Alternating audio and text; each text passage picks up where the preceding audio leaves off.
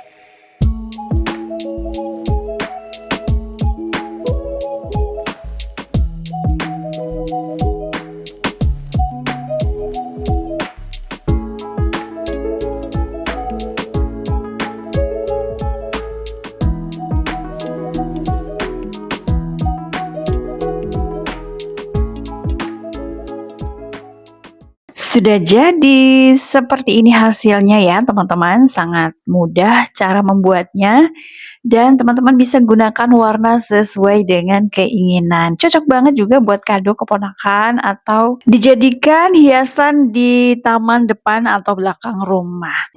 Selamat mencoba, selamat berkarya. Terima kasih sudah menyaksikan video ini. Kita jumpa di video selanjutnya. Terima kasih, bye-bye.